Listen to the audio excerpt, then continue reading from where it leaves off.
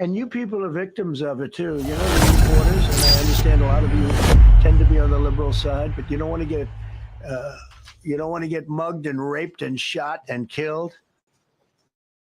And you all know people and friends of yours that happened. And so you can be anything you want, but you want to have safety in the streets. You want to be able to leave your apartment or your house where you live and feel safe and go into a store to buy a newspaper or buy something. And you don't have that now. The murder rate in Washington today is higher than that of Bogota, Colombia, Mexico City, some of the places that you hear about as being the worst places on earth, much higher. This is much higher. The number of car thefts has doubled over the past 5 years, and the number of carjackings has more than tripled. Murders in 2023 reached the highest rate probably ever. They say 25 years, but they don't know what that means because it just goes back 25 years. Can't be worse. Our capital city has been overtaken by violent gangs and bloodthirsty criminals, roving mobs of wild youth, drugged out maniacs and homeless people. And we're not going to let it happen anymore. We're not going to take it. Just like we did on our southern border. Nobody comes through our southern border anymore. 3 months in a row, we had zero. I don't know if that's right, but the people that do the work, it's a very liberal group of people, actually, and they actually said zero for the last 3 months. Nobody thought a thing like that was possible. And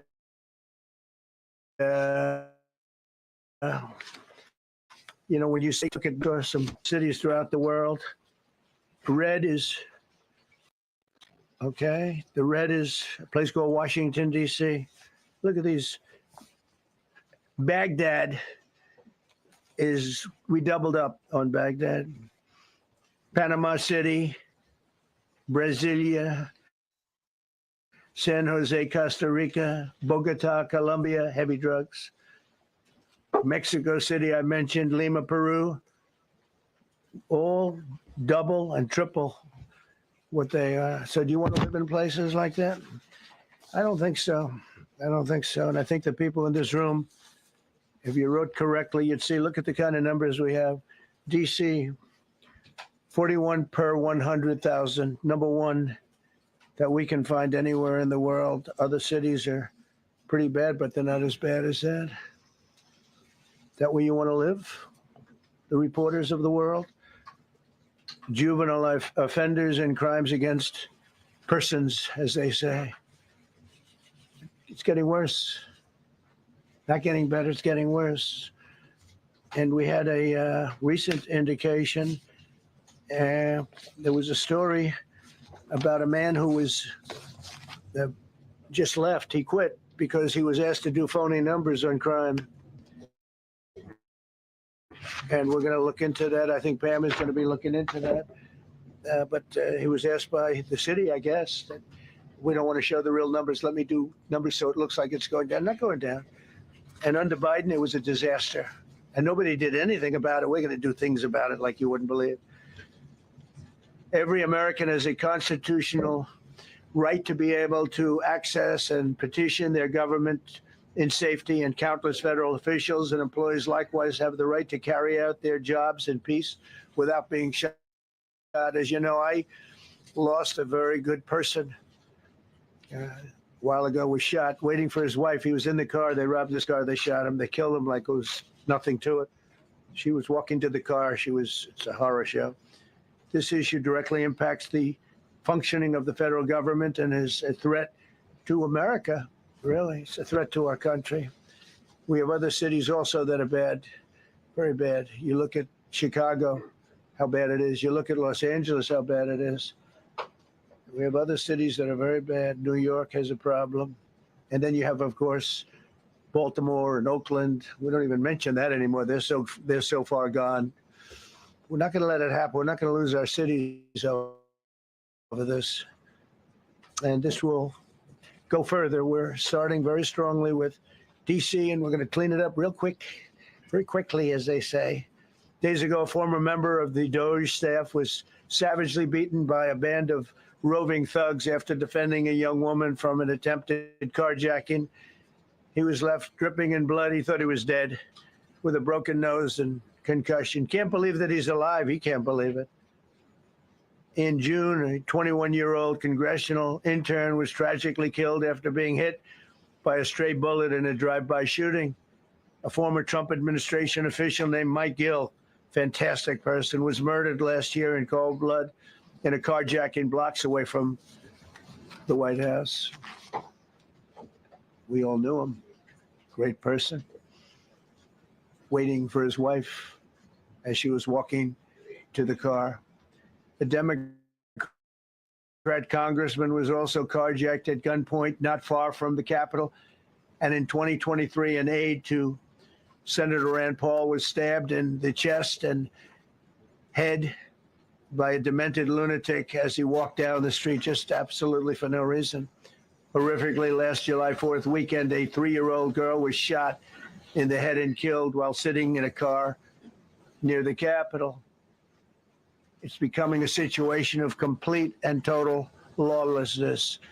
And we're getting rid of the slums, too. We have slums here. We're getting rid of them. I know it's not politically correct. You'll say, oh, so terrible. No, we're getting rid of the slums where they live. Caravans of mass youth rampage through city streets at all times of the day. There are ATVs, motorbikes. They travel pretty well. Entire neighborhoods are now under emergency curfews. Just this past weekend, gunfire went through, and you saw that, the Navy Yard. I saw it this morning. They saw that they fought back against law. See, they fight back until you knock the hell out of them, because it's the only language they understand. But they fought back against law enforcement last night. And they're not going to be fighting back long, because I've instructed them and told them whatever happens, you know, they love to spit in the face of the police as the police are standing up there in uniform. They're standing and they're screaming at them an inch away from their face. And then they start spitting in their face. And I said, you tell them, you spit and we hit. And they can hit real hard. It's a disgusting thing. I've watched that for years, for 3-4 years. I've watched them. The police are standing, and they're told, don't do anything under any such, so this, and you can see they want to get at it. And they're standing there, and people are spitting in their face, and they're not allowed to do anything. But now they are allowed to do whatever the hell they want. This dire public safety crisis stems directly from the abject failures of the city's local leadership. The radical left city council adopted no cash bail. By the way, every place in the country where you have no cash bail is a disaster. That's what started the problem in New York, and they don't change it. They don't want to change it. That's what started it in Chicago. I mean, bad politicians started it. Bad leadership started it, but that was the one thing that's central: no cash bail. Somebody murders somebody and they're out on no cash bail before the day is out. Now, we're going to end that in Chicago. We're going to change the statute. I spoke Pam and Todd and everybody. We're going to change the statute, and I'm going to have to get the Republicans to vote, because the Democrats are weak on crime, totally weak on crime. They don't know why. They want to stop because they get mugged too. But we're going to change no cash bail. We're going to change the statute and get rid of some of the other things. And we'll count on the Republicans in Congress and Senate to vote. We have the majority, so we'll vote. We don't have a big majority, but we've gotten everything, including the great, big, beautiful bill. Got that done, and that's one of the greatest things that's ever happened to people in this country. They're starting to figure it out, how good it is. Biggest tax cut in history. So many things. But we'll be able to get that done. So, Todd, if you and Pam can draw up things working with the people, we will. I'll get it passed. We'll get it passed with the Republicans. Probably won't get, think of this, probably won't get one Democrat vote, because they have no idea what they're doing. That's why they want men playing in women's sports. That's why they want transgender for everybody transgender. And they just got walloped in an election, in a landslide, and they haven't changed one thing. I saw the other day the certain gentleman who was a very well-known politician, Democrat, was fighting like hell that men should be allowed to play in women's sport. They just don't get it. They said it's an 80-20 issue, and I think it's a 97-3 issue. And I don't know who the three are. I've never heard anybody nobody's ever come up to me, sir, you have to let men play in women's sports. You have to do it, sir. Nobody's ever approached me. I don't know where this issue even comes from. Never seen anything like it. But they turned our nation's capital into a sanctuary jurisdiction. That's the other thing. We have to get rid of sanctuary cities as quickly as possible. We're going to do it, too. We have to, because it's sanctuary for criminals. Releasing illegal alien gang members onto the streets. In 2022, nearly 70% of criminals arrested in Washington went unprosecuted. That's not going to happen with the group we have standing aside and standing behind me. And at the Metropolitan Police Department, it's now reached a small number relatively compared to what it was, but it's thousands of people. You know, we have thousands of police. I was told today, sir, they want more police. I heard a number, 3,500 police. That's a lot of police. 3,500. I thought they were going to say we only have 30 policemen or women. He said, we have 3,500. We need more. You don't need more. That's so many. I never heard. That's like an army. How could you need more than 3,000? It just happened 2 minutes ago. Sir, they've requested more police. Oh, what do they have? About 3,500. I said, 3,500? This is not a big area. It's ridiculous. What you need is rules and regulations, and you need the right people to implement them. And we have the right people here, that I can tell you.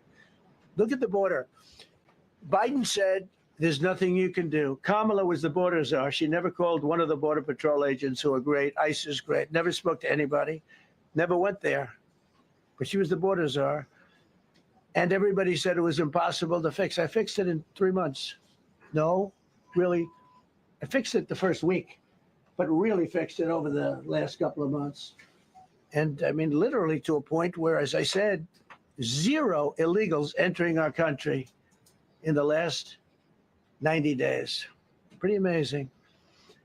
It's time for dramatic action. We're going to do the same thing over here. It's going to be a very safe city very soon. We're not looking to take years, because a lot of people die in years.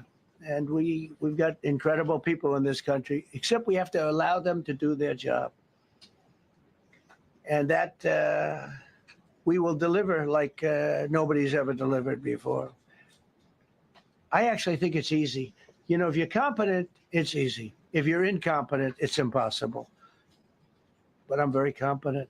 Last week, my administration surged 500 federal agents into the district, including from the FBI, ATF, DEA, Park Police, the U.S. Marshal Service, the Secret Service, and the Department of Homeland Security. You know, a lot of nations, they don't have anything like that.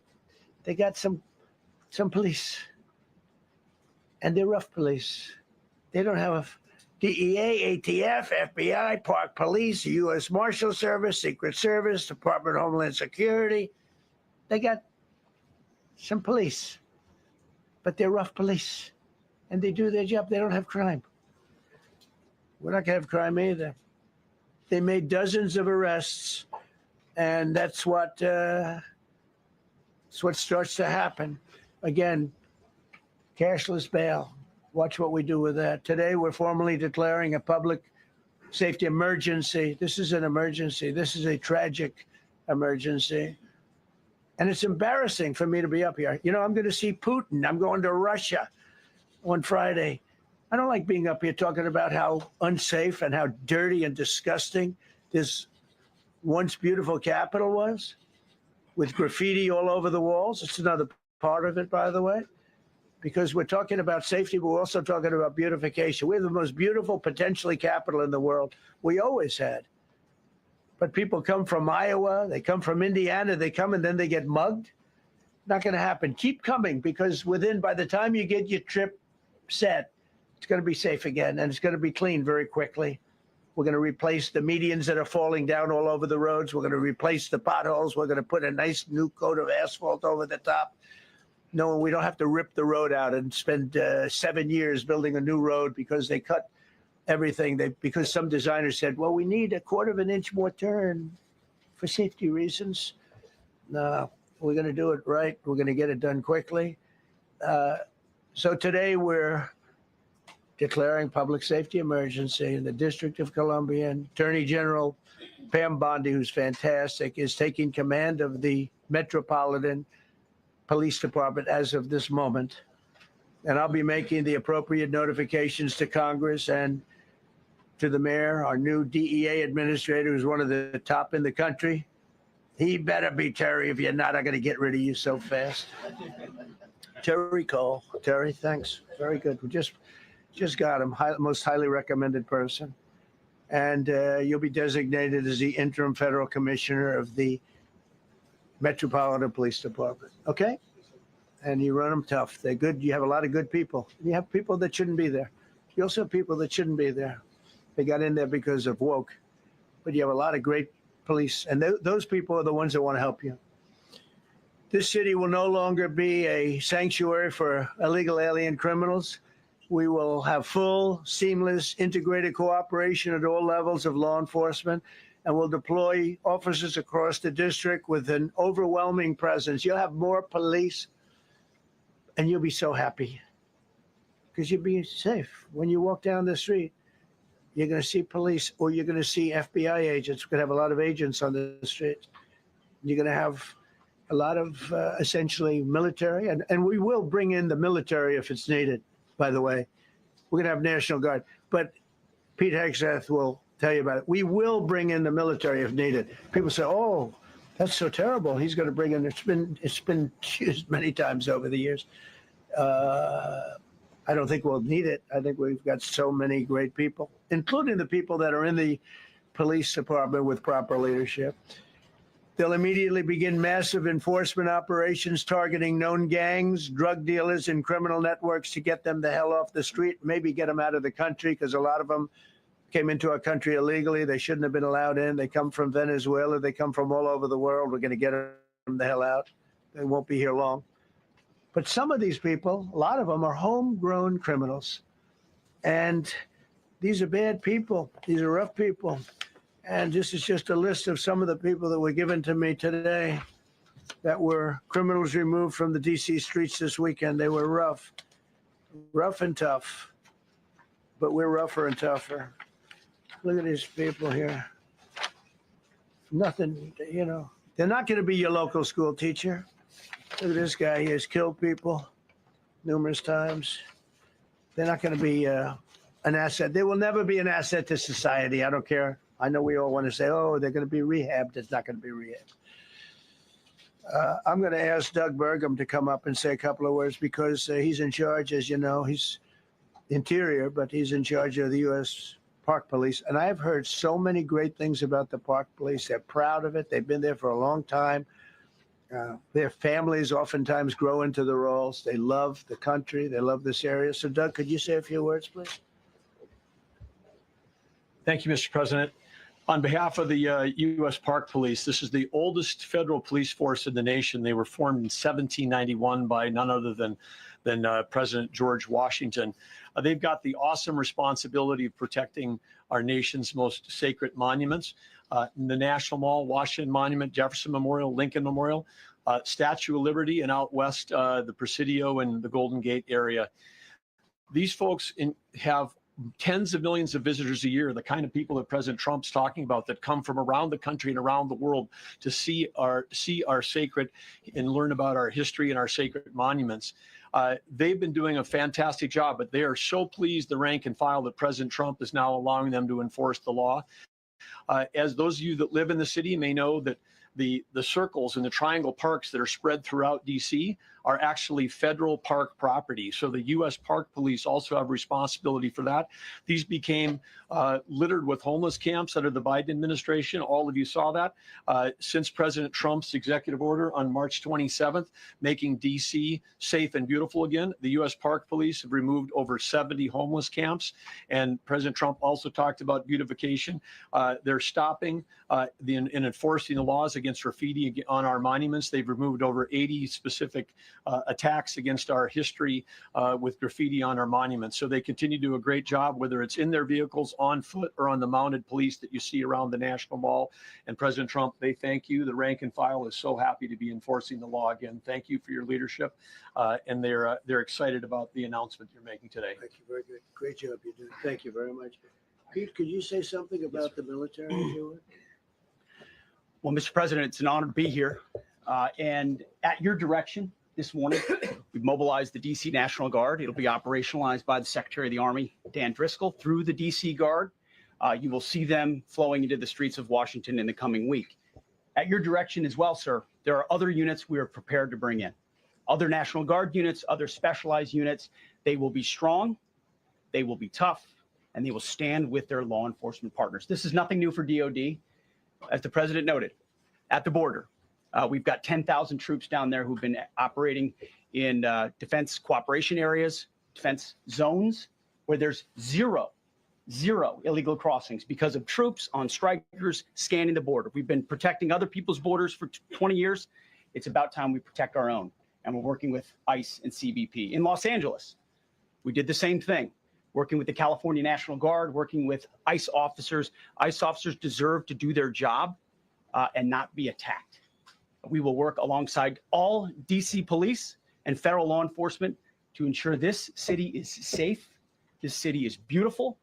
And as I always say about President Trump to the troops, he has their back. And my message to the National Guard and federal law enforcement in Washington is, we have your back as well. Be tough, be strong. We're right behind you. Thank you, Mr. President. I'm going to ask Pam, because she's now, as you heard me say, she's really in charge of a lot of what we're talking about. She's done an incredible job.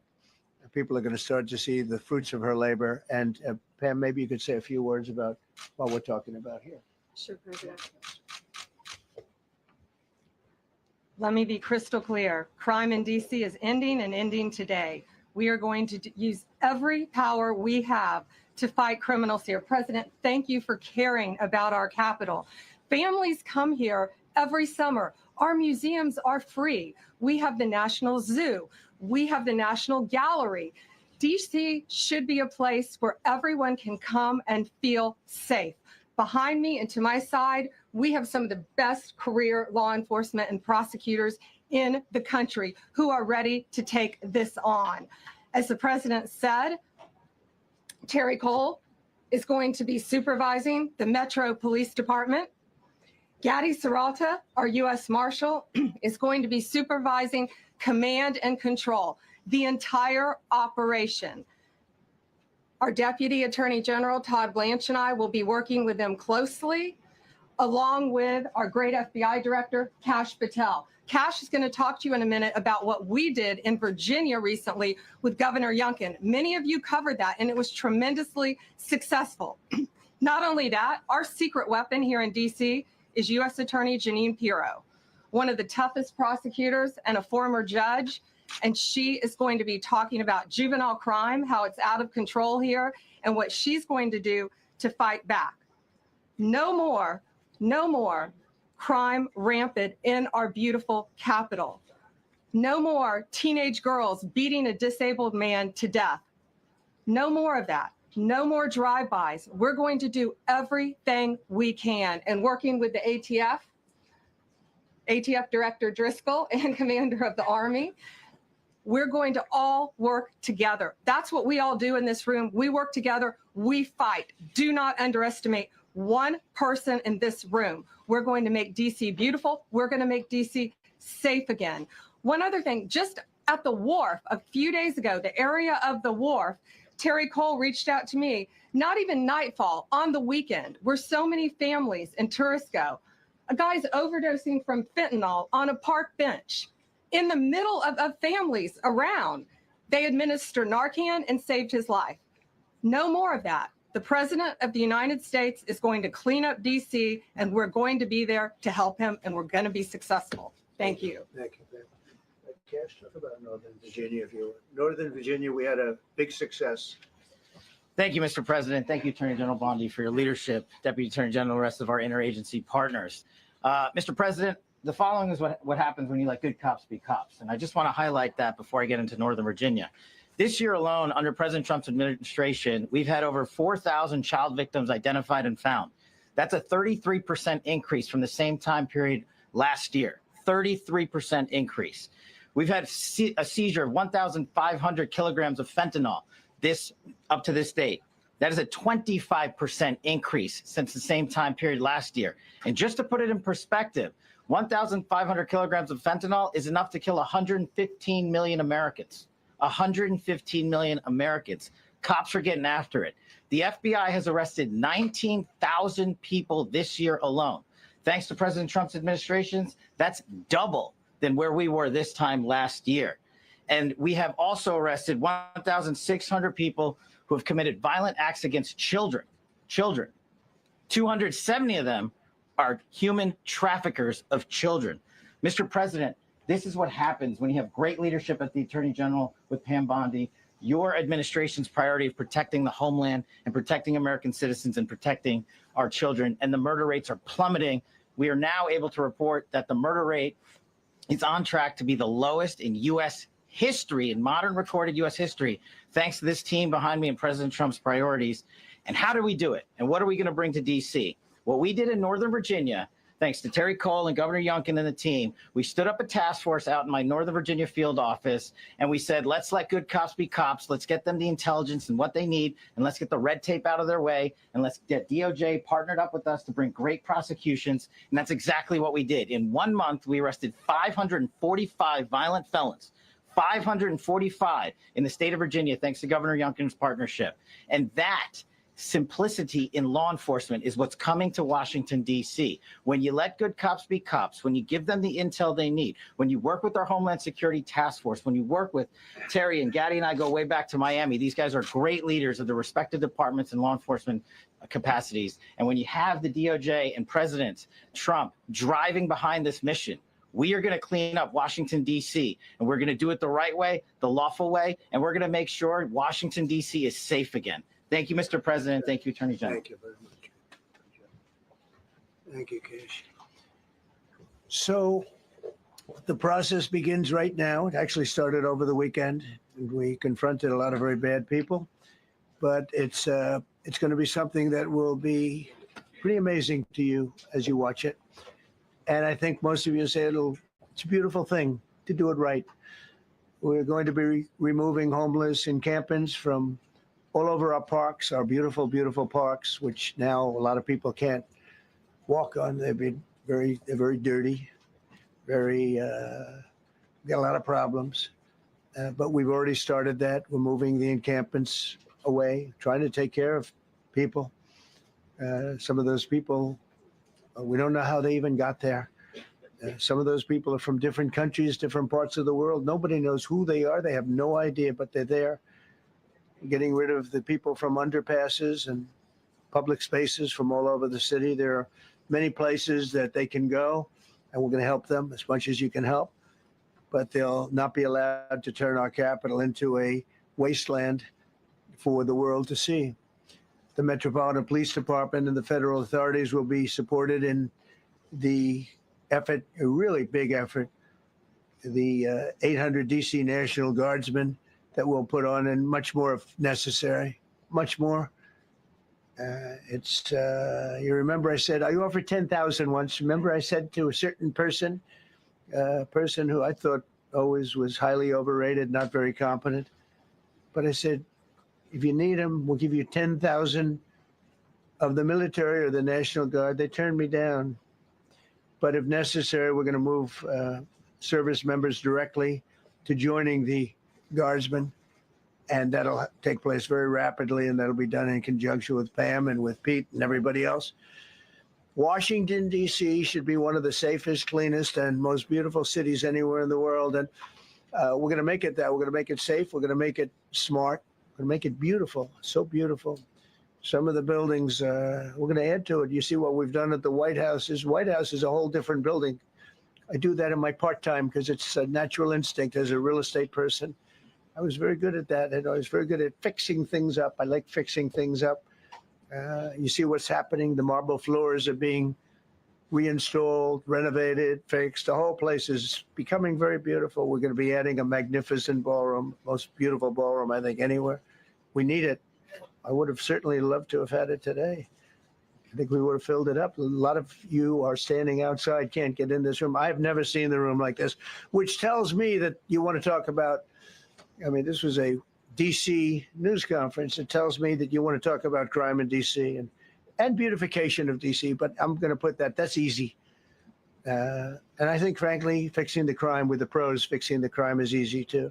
A person who I've known for a long time, and she's been incredible. She was a fantastic, one of the best ever district attorneys in New York. She was in Westchester, and she became a judge, very successful judge. And then she went into showbiz because she was such a good DA and such a good judge, tough judge, but fair, always fair. Nobody ever complained about that, but she was tough. And because of that and her reputation, she went into showbiz. So a lot of people don't, they think of Jeanine as showbiz. Actually, showbiz was not her thing. And she did great. She was on, along with a couple of other of my friends, on the #1 show. And she did great, but this is what she loves doing. This is really her baby. What she's going to do is going to be incredible. And I'd like to speak for just a few seconds on what she has in mind, what she wants to do. We're going to be appointing some judges. We have some open spots, and we're going to take people because the judges are letting killers out. They just say, go, that's okay. Don't worry about it. So we're putting some Pam recommended, Todd recommended, some judges that are great. Jeanine recommended. Jeanine's given me 3 great candidates already. We have about 10 open spots, and we can probably create some more. We need them. Jeanine, would you say a few words, please? Thank you very much, Mr. President, and thank you, Madam Attorney General, and to all my partners here. We all want the same thing. We all want a safe city. We want a safe capital. We want to be able to bring our families here. We want to be able to come and enjoy the history that makes this place great. And unfortunately, we are not in that position right now. And Mr. President, I want to thank you for taking the step that we need right now to make criminals understand that they are not going to get away with it anymore. And I'm not going to stand here and go over and over the cases. But what I can tell you is this. I see too much violent crime being committed by young punks who think that they can get together in gangs and crews and beat the hell out of you or anyone else. They don't care where they are. They can be in DuPont Circle, but they know that we can't touch them. Why? Because the laws are weak. I can't touch you if you're 14, 15, 16, 17 years old and you have a gun. I convict someone of shooting another person with an illegal gun on a public bus in the chest, intent to kill. I convict him. And you know what the judge gives him? Probation. Says you should go to college. We need to go after the DC Council and their absurd laws. We need to get rid of this concept of, no cash bail. We need to recognize that the people who matter are the law-abiding citizens. And it starts today. But it's not going to end today because the president is going to do everything we need to do to make sure that these emboldened criminals understand we see you, we're watching you, and we're going to change the law to catch you. And my final note is this. These kids understand that the jurisdiction is through the state attorney general, Brian Schwab. I did a poster of the young man from Doge who was beaten bloody with a severe concussion, a broken nose. And then I did a poster of what happens to those kids because I can't arrest them. I can't prosecute them. They go to family court and they get to do yoga and arts and crafts. Enough. It changes today. Thank you, Mr. President. Thank you, Jim. You're welcome. Great job. Thank you. If I could, I just signed some executive orders. I'd like to have Will please come up and we'll let the people know what we signed. Do you want to put them down? Yes, sir. Go ahead. A short while ago in the Oval Office, President Trump signed 2 crucial executive actions to deal with the emergency crime conditions we currently face in the District of Columbia. The first of these was an executive order, as President Trump said before, invoking his powers under Section 40 of the Home Rule Act to take federal control of the D.C. Metropolitan Police Department. Along with that executive order, President Trump signed the statutorily required notification letters to Mayor Bowser and to the relevant House and Senate committee leaders. The second major executive action that President Trump signed was a presidential memorandum directing the Secretary of Defense to utilize the National Guard to address the conditions we see on our streets here in D.C. It also authorized the Secretary of Defense to work with state governors to utilize their National Guard units if necessary as well. These are bold, decisive steps intended to combat the out-of-control crime conditions we've seen on D.C.'s streets for far too long. And I, for one, am deeply proud to be part of an administration that's finally coming to terms with these issues, sir. Thank you very much. Sir. Thank you. So just to conclude, Washington, D.C. should be one of the safest, cleanest, most beautiful places anywhere in the world. It was years ago. We had one problem that was a pretty big problem. The radical left got out of control and they started trying to rip down statues. And I said, let's go pass a law real fast. We're going to do it real fast. But we were blocked by the Democrats who do not want safety. Nobody gets it. I don't get it. They don't get it because they can't get votes. I don't know how they can win an election with this, but they don't want safety. And I found an old statute, very old, early 1900s, that said if you so much as touch or even think about destroying a statue or a monument in Washington, D.C., you go to jail for 10 years with no probation, no anything. In other words, slightly different than we have today. Today we have cashless bail. There you get jailed 10 years. No curtailed sentence, 10 years. And we took it out. Nobody used it. It was never used because, it was harsh. And you remember they started to rip down the statue of Abraham Lincoln. I said, that's a tough one to rip down. He was pretty good, Pam. I think he was pretty good. When the ropes started going around Abraham Lincoln to pull him down, Andrew Jackson, others, and they were heading to the Jefferson Memorial, Thomas Jefferson. They're going to do a big number there. I said, it's time. And I signed that statute immediately. We had it updated. We made it use the same language, all passed by Congress.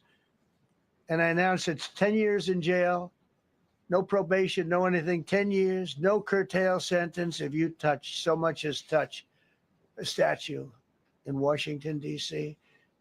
And it was an amazing sight, beautiful sight. Everybody just left. The ropes were hanging around Andrew Jackson, and there were 2 ropes around Abraham Lincoln. They left the rope, but everybody just left. And that was the last problem we ever had. That was the last problem that we ever had with the statues. They were going wild. And somebody came to me and said, sir, in 1910, I don't want to give you an exact because you'll say, Donald Trump gave us wrong dates around like early on. If I'm slightly off, they make you sound a little bad. So I won't put myself in that position. I won't put you in that position because I think everybody agrees with what we're doing today. But when I signed that thing, it was like a miracle. Everybody left. They were gone. They were starting to march down. They started the march toward Thomas Jefferson. And I figured he was always going to be safe. But they found something with him, and they found something with Abraham Lincoln. And even in the name George Washington in California, numerous places changed the name of George Washington High School and various other places. They took George Washington's name. This was a sick, woke culture that I think we've largely ended. And a lot of those people that were woke are now turning out to be the opposite. I won't go so far as to say MAGA. It's a very special category, but they've gotten out of that. But we have people that love this country and they love this really beautiful capital. It is. I flew over it the other day and I said, what a beautiful place. But if there's crime all over the streets, when you get there, it doesn't look so beautiful. But we're going to make it beautiful again. We're going to fix it with crime. And we're going to also, as we're doing that, we're going to start doing things that we know how to do, that I know how to do better than anybody, I guess, because of my experience from previous life. But not only are we stopping the crime, we're going to clean up the trash and the graffiti and the grime and the dirt and the broken marble panels and all of the things they've done to hurt this city. And we're going to restore the city back to the gleaming capital that everybody wants it to be. It's going to be something very special. All of these people are really tough. Could I shake your hand, Gaddy, please? You're going to be so important here. You're going to be that guy. I hope I don't have to fire him in 2 weeks because he's too soft. I don't think he's too soft. If I do, I will, though. Is it okay if you're soft, weak, and pathetic, like so many people, I will fire you so fast. You're not going to have to worry about that. No, I think you're going to do a fantastic job. And everybody in this room, they may not express it, but they all want that to happen. You know, they want to be safe, and they have families too. So it's an honor to have such a large group. I've done this for years now, hard to believe. I've never seen this room so packed. In fact, I'm sure it's a violation of every fire code. But we'll let you stay anyway. You're taking a chance. And with that, we'll say, maybe if you could, oh, wow. We could be here all day long.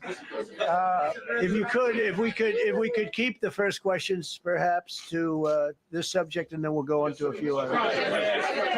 Please. Mr. President, thank you so much. Can you talk about how personal of an issue this is? You talked about flying over the Washington Monument and seeing the pride of what DC is. And do you believe that the status of the city, the cleanliness, the way that crime is low, is a direct reflection on how the country is run? Yeah, I do. I think the Capitol, look, everyone comes here. They're all coming.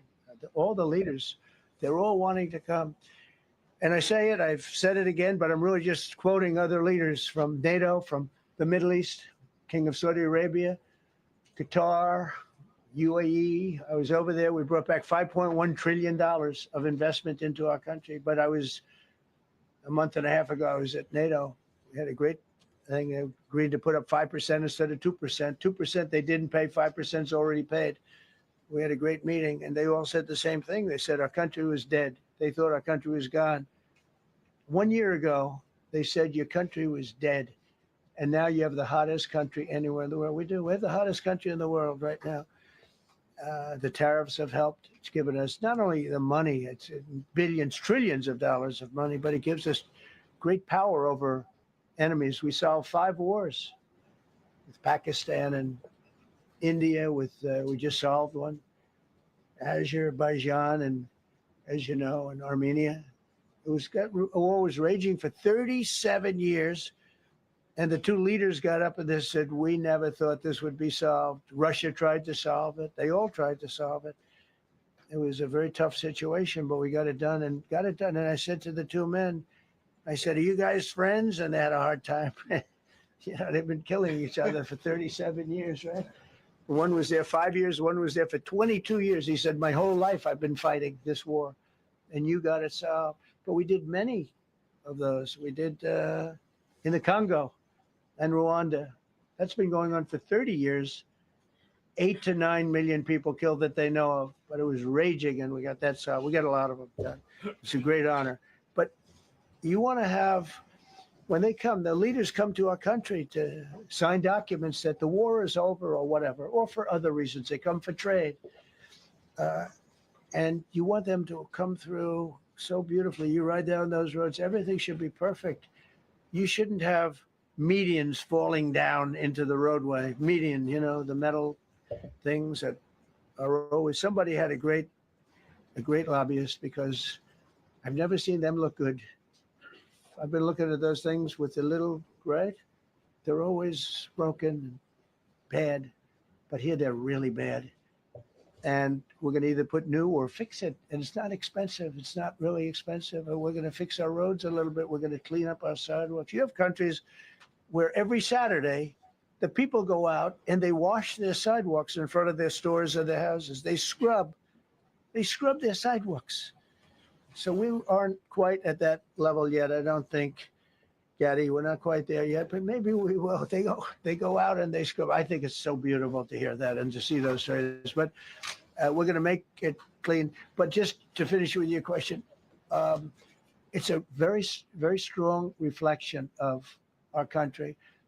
And when they see a bad city, you know, my father always used to tell me, I had a wonderful father, very smart.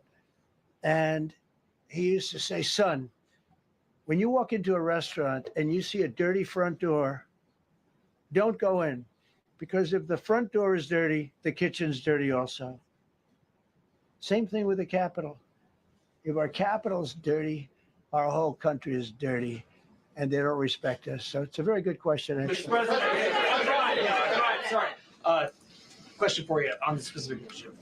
Do you expect more cities to follow DC's path if this goes through? So the idea is that Chicago, LA, San Francisco, would they expect similar action to what we've seen in DC? And the other question, sir, there's reporting that the administration is going to reclassify marijuana. Would that send mixed messages that if marijuana is okay, some drugs are okay, but we're trying to clean up crime? How do they go hand in hand? We're only looking at that. That's early, but you know, somebody reported it, which is fine. We're looking at it. Some people like it. Some people hate it. Some people hate the whole concept of marijuana because if it does bad for the children, it does bad for people that are older than children. But we're looking at reclassification, and we'll make a determination over the next few weeks. And that determination hopefully will be the right one. It's a very complicated subject, the subject of marijuana. I've heard great things having to do with medical, and I've had bad things having to do with just about everything else. But medical and, for pain and various things, I've heard some pretty good things. But for other things, I've heard some pretty bad things. The other part of your question, I mean, we're just going to see what happens with it all. We're going to have a tremendous success in what we're doing. Other cities are hopefully watching this. They're all watching, just like everyone's watching here. They're all watching, and maybe they'll clean up, and maybe they'll do this and get rid of the cashless bail thing and all of the things that caused the problem. I mean, if you go back, this whole thing with cashless bail is a disaster. So many problems came that we never had before. So they're watching us today, and if they don't learn their lesson, if they haven't studied us properly, because we're going to be very successful. I have zero doubt about that. It's going to be. It's a question of will it be really fast, like the border. You know, everyone said they used to say Biden used to say, "I need legislation. I didn't get any legislation. I called up our people, and we did a great job. Tom Homan was great. As you know, our secretary did a great job. They did a great job. There's no games. They didn't play games. And we're going to have the same thing here. But then I'm going to look at New York in a little while. Let's do this. Let's do this together. Let's see. It's going to go pretty quickly. And if we need to, we're going to do the same thing in Chicago, which is a disaster. We have a mayor there who's totally incompetent. He's an incompetent man. And we have an incompetent governor there. Pritzker's an incompetent. His family threw him out of the business, and he ran for governor. And now I understand he wants to be president. But I noticed he lost a little weight, so maybe he has a chance. You know, you never know what happens. But Pritzker's a gross incompetent guy, thrown out of the family business. But when I look at Chicago and I look at LA, if we didn't go to LA 3 months ago, LA would be burning like the part that didn't burn. If he would have allowed the water to come down, which I told him about in my first term, I said, you're going to have problems. Let it come down. We actually sent in our military to have the water come down into LA. They still didn't want it to come down after the fires. But that was it. We have it coming down. But hopefully LA is watching. That mayor also. The city's burning. They lost like 25,000 homes. I went there the day after the fire. You were there, and I saw people standing in front of a burned down home. It was, their homes were incinerated. They weren't like, even the steel was literally, it was all warped and literally disintegrated because of the winds and the flame and the whole thing, like a blowtorch. They were standing on this beautiful day, maybe a couple of days after. We gave it a little time because what they had suffered, almost 25,000 homes. And you see what's happening now. They didn't give their permits. I went to a town hall meeting. I said, we're going to get you the federal permits, which are much harder. Almost immediately, Lee Zeldin is a star. He did an incredible job. They have all their federal permits. They don't have their city permits. And the mayor said to me, we think we could have them in 2 years. I was walking down the street and I met with firemen and police. And I was saying hello to many people that were standing in front of their homes with yellow tape. You can't go in. You can't go onto the lot. And those people wanted to start rebuilding the homes then and there. And the mayor said, we should be able to get them the permits within 2 years. I said, that's a shame. 2 years. Are you kidding? I'm going to get them the federal permit like almost immediately, 2 years. And she drew it back. Well, maybe 1 year. The place was booing her out of the place. They don't have their permits to build their homes. And now they're talking about putting, this is among the most beautiful areas was in the country. Now they're talking about putting low-income housing there. Can you believe this? I love low-income housing. I made money with low-income housing. I built low-income housing. I know more about low-income housing and luxury housing. I know about everything real estate. They want to replace some of those homes with low-income housing. They haven't gotten their permits yet. We've gotten all the federal permits, which are much tougher to get. And it was done almost immediately through Lee Zeldin and Federal Environmental.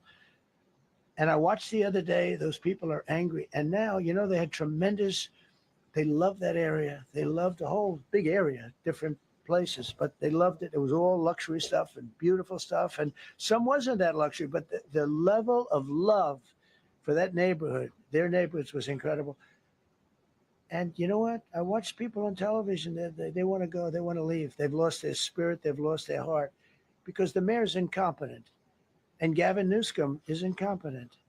Got a good line of bullshit, but that's about it. He's incompetent. And you have Los Angeles is, you know, it's amazing. You know, I called, the first thing I did, I got the Olympics to go there. I was the one that got it. And by a rare thing that happened, I'll be the president. I was very upset because I got the Olympics there and I said, I won't be president when it comes, but bad things happened and illegal things happened, really illegal things happened. Now it turns out one good thing was I'm going to be the president for the Olympics for 2050, for 250, which is going to be fantastic, and also for the World Cup. So we have a lot of good things, and I hope 250 is going to be the 250th anniversary is going to be the best. But when I looked at those people, and I saw last night on television that they still don't have their permits, it's a disgrace what's happened in Los Angeles. Thank you. The China tariff deadline is tonight, but do you plan to extend that? We'll see what happens. China's been, we've been dealing very nicely with China, as you probably have heard. They have tremendous tariffs that they're paying to the United States of America. And we'll see what happens. They've been dealing quite nicely. The relationship is very good with President Xi and myself. You mentioned your upcoming meeting with President Putin. Can Yeah. you tell us what you hope to get out of that and whether you consider inviting President Zelensky to join? So you have to understand, this is a war that should have never happened. This is a war that wouldn't have happened if I were president. It would have never happened. It was the apple of his eye. I got along very well with President Putin. But if you look, under President Bush, they took a lot of territory. Under President Obama, they took a lot of territory. Under Biden, they essentially took the whole thing. You know, it's just a question of time. Under Trump, you know what they took? Nothing. I was the one that said, you can't build your pipeline. That was half built. I came in, I stopped the pipeline. It's called Nord Stream 2. Nobody knows that, you know. Nobody ever heard of Nord Stream 2. You might have not even heard it. Biggest pipeline in the world. I stopped it. I was not a friend of Russia, but I got along well with Putin. It's always good to get along with other countries if possible, but that doesn't mean you roll over like Biden did. Biden came in and he immediately approved the pipeline. I couldn't believe it. Then they say Trump wasn't tough on Russia. I wasn't tough. I was the toughest. Putin said, if you're not tough, I would hate like hell to see you visit. I stopped The biggest economic development job, the biggest job that Russia had ever built, I stopped it. It was dead. And this low IQ president came in and he let them build a pipeline and supply oil and gas all over Europe, you know? So this is really a feel out meeting a little bit.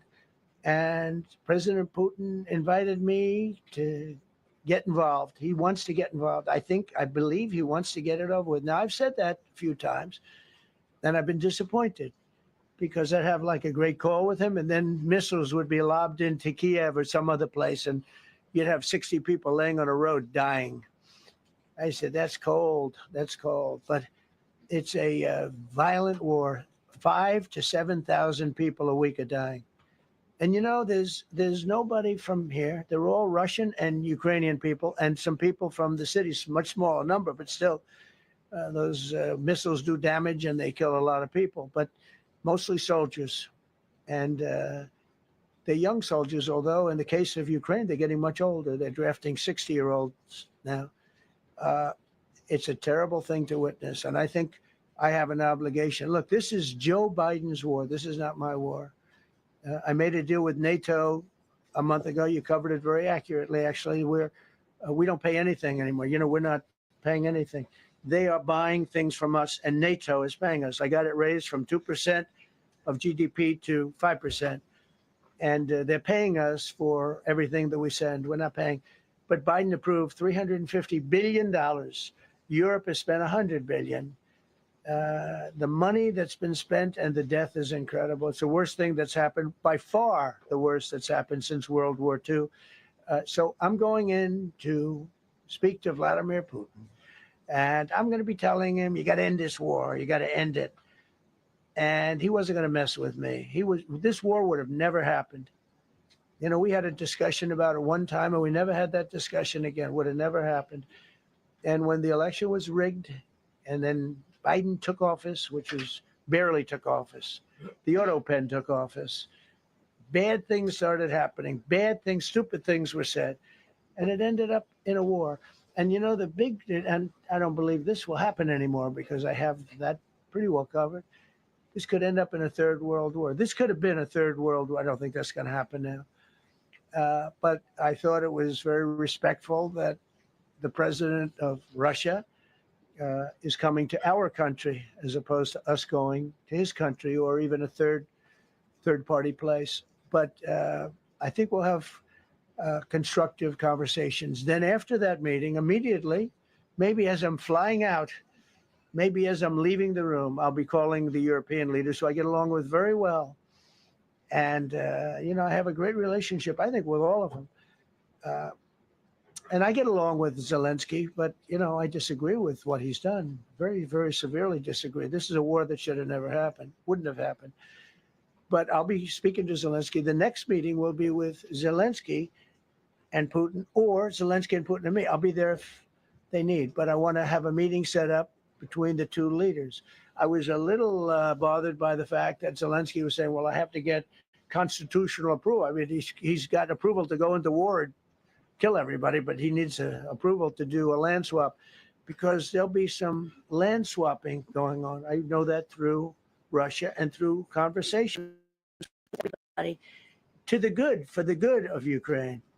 Good stuff, not bad stuff. Also, some bad stuff for both. So there's good and there's bad. But it's very complex because you have lines that are very uneven. And there'll be some swapping. There'll be some changes in land. And the word that they will use is, you know, they make changes. We're going to change the lines, the battle lines. Russia's occupied a big portion of Ukraine. They've occupied some very prime territory. We're going to try and get some of that territory back for Ukraine.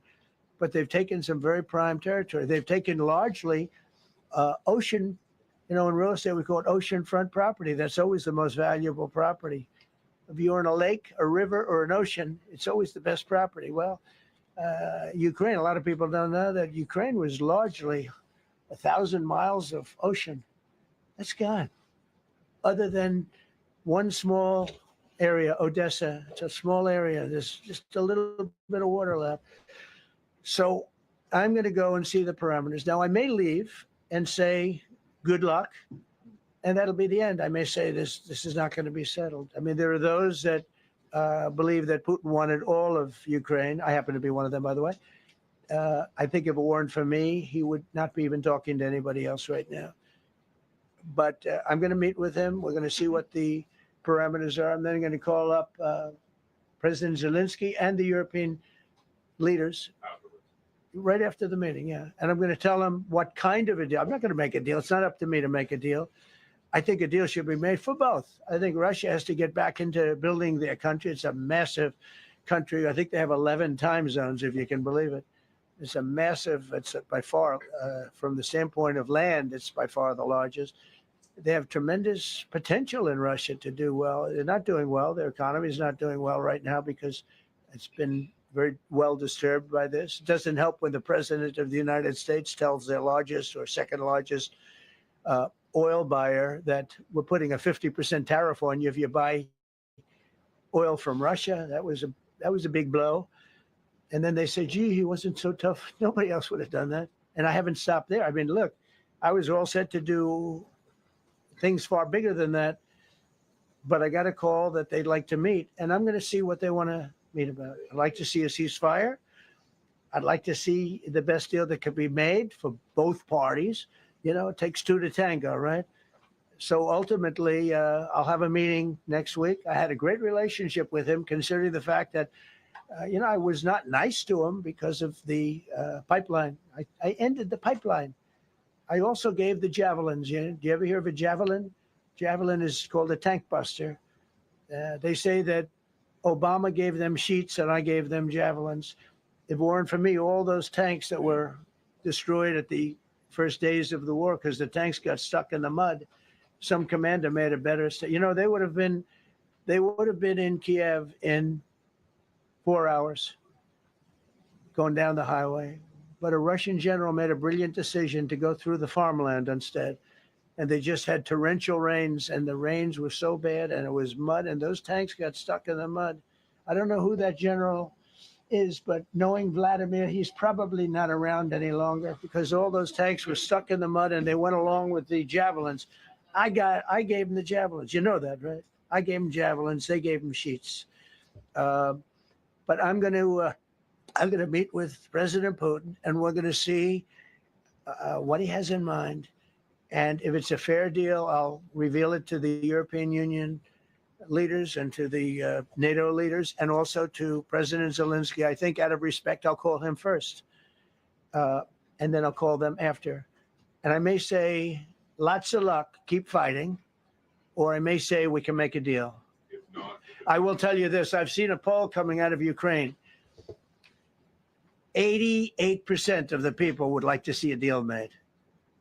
And if you go back 3 years, everybody was gung-ho for war. Everybody's gung-ho for war until you have it. It's an amazing thing. I had it with a couple of countries where I couldn't get a deal done with one particular country. And I just couldn't. The guy's great. He's a friend of mine. Great. Good leader. Tough as hell. I couldn't get the deal done. And then he went into war for a short period of time. You know where I'm talking about. First term. And it was nasty. Guys being killed all over the place. And he went through 1 week of war, and I was able to get the deal done. He said, this is nasty. Yes, please. Yeah, just to follow up on what you were saying there. First of all, Volodymyr Zelensky is not invited on Friday? He wasn't a part of it.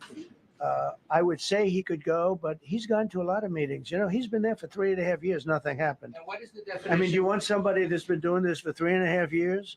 What's the definition of a good deal? I'll tell you after I hear what the deal is, because there could be many definitions. You're talking about a very large and complex situation. Now, I tell you, the war that I just settled with Azerbaijan and with, as you know, and Armenia was almost as complex as this one, having to do with routes, trade. Meeting on Friday with Vladimir Putin. Well, we're going to have a meeting with Vladimir Putin, and at the end of that meeting, probably in the first 2 minutes, I'll know exactly whether or not a deal can be How will made. you know that? Because that's what I do. I make deals. Yeah, please go ahead. Yeah, thank you, Mr. President. I'm going to ask you two questions, one about China, one about Russia. If I could, on China, your administration agreed to send the most advanced or advanced NVIDIA and AMD chips. No, obsolete. No, obsolete chip. Well, and then 15% of the you mean profits the come back. 20s? No, this is an old chip that China already has. And I deal with Jensen, who's a great guy, and NVIDIA. The chip that we're talking about, the H20, it's an old chip. China already has it in a different form, different name, but they have it. Or they have a combination of two will make up for it and even then some. Now, Jensen's a very brilliant guy, and Jensen also has a new chip, the Blackwell. Do you know what the Blackwell is? The Blackwell is super duper advanced. I wouldn't make a deal with that, although it's possible I'd make a deal, a somewhat enhanced in a negative way Blackwell. In other words, take 30% to 50% off of it. But that's the latest and the greatest in the world. Nobody has it. They won't have it for 5 years. But the H20 is obsolete. You know, it's one of those things, but it still has a market. So I said, listen, I want 20% if I'm going to approve this for you, for the country, for our country, for the U.S. I don't want it myself.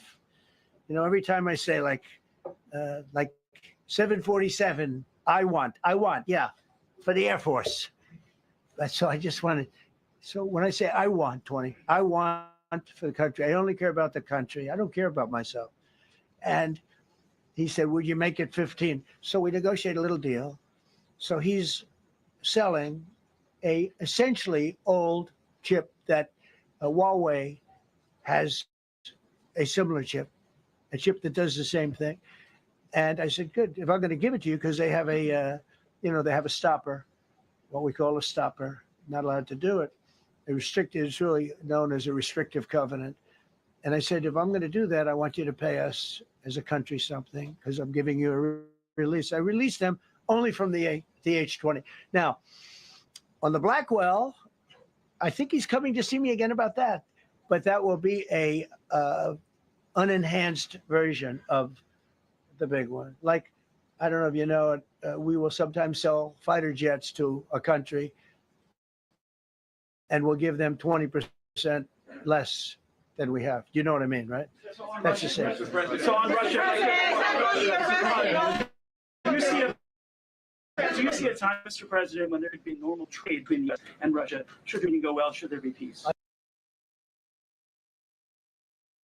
I do. Yeah. Russia has a very valuable piece of land. If Vladimir Putin would go toward business instead of toward war, it's a warring nation.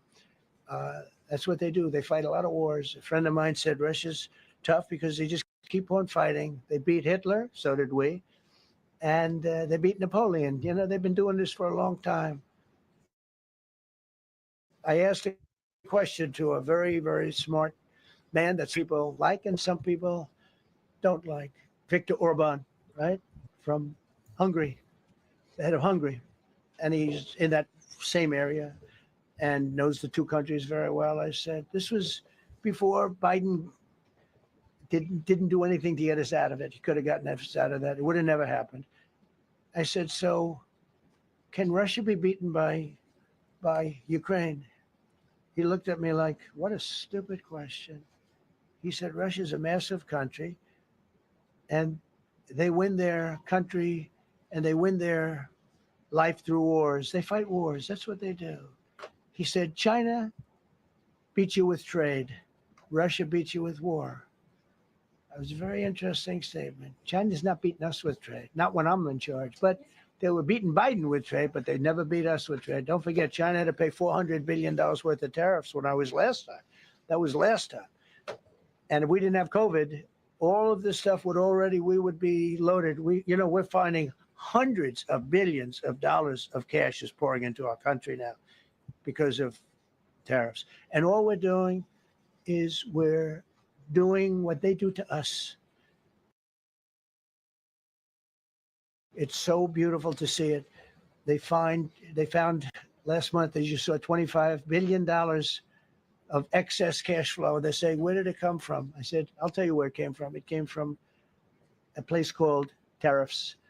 And we're doing very well. We're really doing well. But I expect to have a meeting with Putin that I think it'll be good. but it might be bad. And I'm here for one reason, to get rid of a war that somebody else started. Should have never happened. And if I could end it, great. Complex war, a lot of bad blood, But Zelensky's been there for 3.5 years. So if you put him in a room, now I will say this, ultimately I'm going to put the two of them in a room. I'll be there or I won't be there. And I think it'll get solved. Yeah, please do. Thank you, Mr. President. Excuse me, I'm going to suggest, because do you have any other questions on DC? Because I don't want them to be, wait. These are incredible people. I don't want them to be standing up here on subjects that, does anybody have a question of them? And then you guys can leave. Okay, a question. Thank you, Mr. President. All right. And by the way, this is only on DC, and then they're going to leave because it's unfair to have them stand up here all day long. I agree. Brian. I've got two questions for you. First, about DC. This is personal for me as well. Last year, I was robbed on the streets by one of these teenage thugs. Had a gun. Let's talk about the effort that between law enforcement, prosecutors, and judges, because it's a recycling belt. Like, these kids go, they don't fear the police. They know it. If you talk about how we've got to get these judges and put these kids behind bars, Right. Adult crimes deserve adult penalties. And my second question, I'll have you answer that, please. You want me to answer? Or whoever it wants to take. Okay, it's real. Do you want me to answer it? Here's the problem. Assuming that they're 17 years, older than 17 years old, I can get the case. If they're under 18 years of age, I can only get the case if it's murder, rob one, rape, or even if they shoot a gun but don't kill you, I can't get it. So the law has to be changed. As the president said, cashless battle. That has to be changed. Then, even assuming I get the case, I get jurisdiction, I get a conviction, the DC Council has given the judges the ability to give probation on shootings. And so then it's up to them. All of these things, the Youth Rehabilitation Incarceration Reduction Act, and now they want to seal records. So if we work hard, we get a conviction, they want to wipe it out. So that needs all to be changed. Okay, Mr. Question. Pam, would you answer that also? Yeah, and just back to that topic. Let's be clear, though. We're going to charge them, and we're going to track every single thing they do throughout every step of the court process and report back to you and let all of you know what's happening to them. Because the people who are prosecuting them, the judges who are trying them, they also need to be held accountable. Mr. President, you also made a comment. This is the most people we've ever seen in this briefing. I've never seen ever, right? I've never seen any. Where's Caroline? Where's my superstar? Caroline. Is Caroline in the back? Where's Caroline? Come here, Caroline. Come here, Caroline. Come here. Is she doing a good job, by the way? Come here. Largest crowd we've ever seen. This is definitely the most accurate thing. I think all of you would agree. I think it's why we need to build a ballroom. Mr. President, I have a better. All right, Brian, go My ahead. question is this. You're building the big, beautiful ballroom. Yeah. Could we build a big, beautiful briefing room? Yes. Technology, Yeah. more seats. I don't want to do that. I don't want you to be comfortable. So no, I don't want to make life comfortable. So look. Let's just do this. Let's do this. It's going to be a big thing. We're going to Russia. That's going to be a big deal. What happens, happens. I'll let you know what happens. You'll be the first to know. I'll be calling the European leaders. I'm going with totally. I mean, we have a lot of talks. They're great people. They're great leaders, actually, and they want to get back. Honestly, as one of them said, I've OD'd on trying to settle Ukraine. They've OD'd, meaning they've overdosed on the settlement. Where's Caroline? Come here, Caroline. Come here, Caroline. Come here. Is she doing a good job, by the way? Come here, Caroline. Is this the largest crowd we've that you've Yes. ever seen? This is definitely the most packed briefing, and I think all of you would agree. I think it's why we need to build a ballroom. Mr. President, I have a better idea.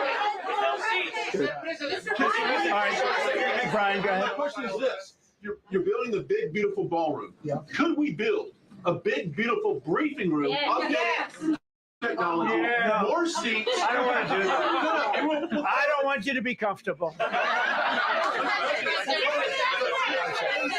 So no, I don't want to make life comfortable. So look. Let's just do this. Let's do this. It's going to be a big thing. We're going to Russia. That's going to be a big deal. What happens, happens. I'll let you know what happens. You'll be the first to know. I'll be calling the European leaders. I'm going with totally. I mean, we have a lot of talks. Great people, great leaders actually, and they want to get back. Honestly, as one of them said, I've OD'd on trying to settle Ukraine. They've OD'd, meaning they've overdosed on the settlement of Ukraine. Not a nice expression, but boy, is it accurate. They're tired of it. They want to get back to spending money on their countries. You know, Biden gave them $350 billion. Europe gave $100 billion. It should be much more than that. Shouldn't have been that kind of, they should have had equalization, but they didn't. But you know what? Still a lot of money. Relationship with the European leaders, as you saw, is extremely good. It's perfect. It's beautiful. Wait. And we're going to try. I'll be in touch with them. I have 5 of them call me. You think it's easy? There are a lot of European leaders, but they rely on me